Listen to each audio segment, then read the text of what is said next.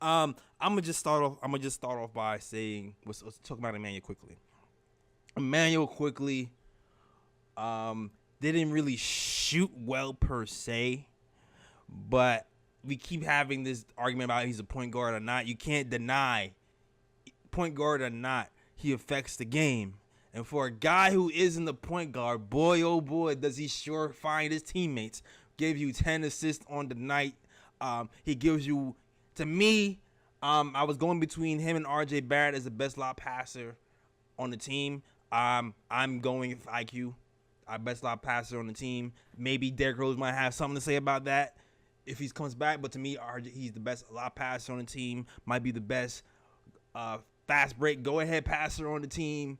And to me, his gravity when he runs off of screens, when he's driving to the hole, he creates the most space out of anybody on this Knicks to create open shots for everybody, which is why he's so important to our team in creating offense. And I know these guys, I know you're seeing this game today. I know you guys are saying, is he a point guard? Is he not a point guard?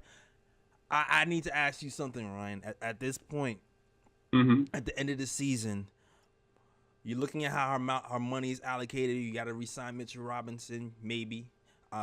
People have been talking about Jalen Brunson. If you're looking at quickly, are you in the offseason going after another point guard, or are you feel like you should stay pat and look to upgrade somewhere else? It's tough because when you look at the Knicks roster as a whole, it does seem like there's two possible holes. Like the Knicks need either a stretch big, or the Knicks need a point guard. But this is tough because you look at the Knicks roster. It's like, okay, IQ right now is showing that he's capable of playing a point guard role. But you have to also remember Rose is injured. Yeah. So you're gonna have Rose come back next season as well. And Rose can definitely, hold his own at the point guard position. So right there, that's 2 point guards. Then you have McBride, who's going to be a third guard.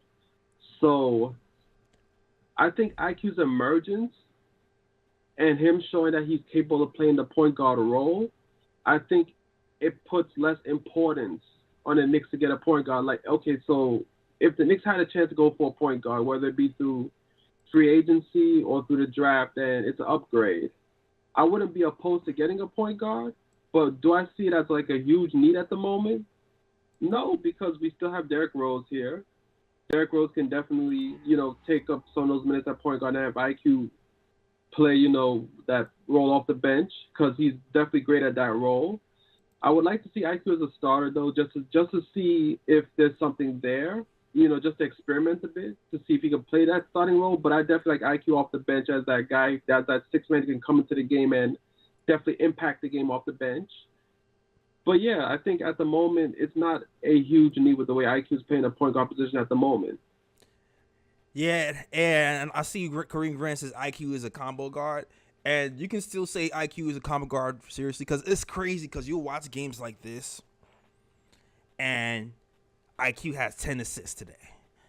And you look at the whole game and go, you know what? There are still some opportunities in this game where IQ could have, maybe passed the ball a couple of more times. You know what I mean? He could have passed up a shot a few times. Like there was a point in the game where I think he was in the corner and the clock was running down, and I feel like two people was kind of collapsing on him in the corner, and he shot like a almost fadeaway-ish three, and RJ was kind of open at the elbow. I feel like there was opportunity there for him to pass the ball to RJ at the elbow.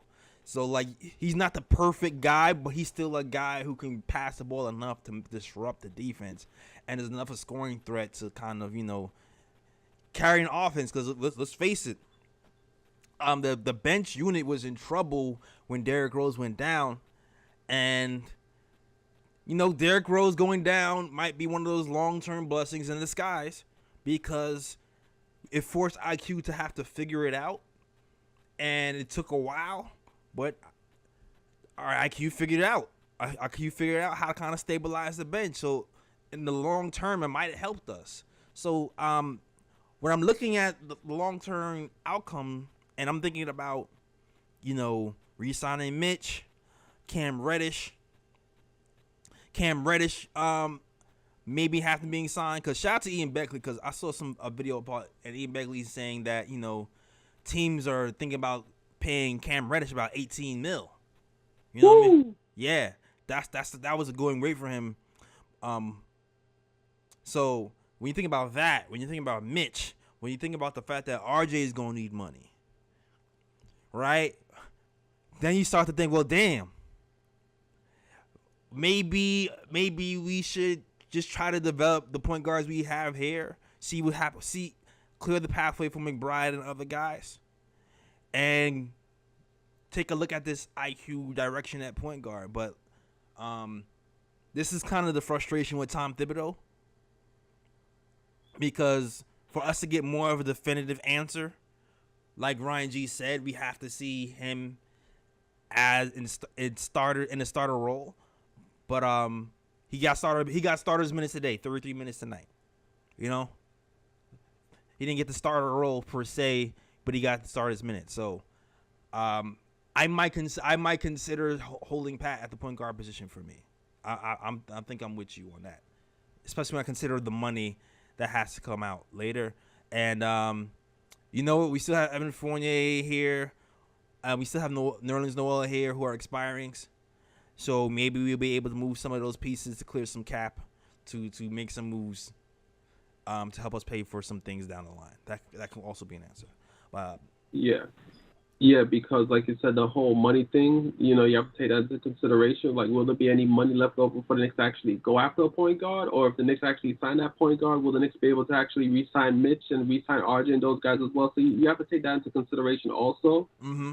So I'm glad you touched on that as well, because I forgot to mention that point. I just looked at it from a roster perspective and looking at IQ's emergence as a point guard. But yeah, when you add the money as well, it makes sense. It makes more sense for Knicks to stay pat at point guard, unless the Knicks, end up with a good draft position and they decide to go after a point guard, where they draft another young guard. But it's like, there's a logjam there as well. Yeah. So, there's definitely a lot of questions the Knicks, front office is going to have to answer, once the offseason is here. Right. So, like, I'm with you, man. And what else is too, like, if you're looking at this team, we gotta put these guys in positions to win, man.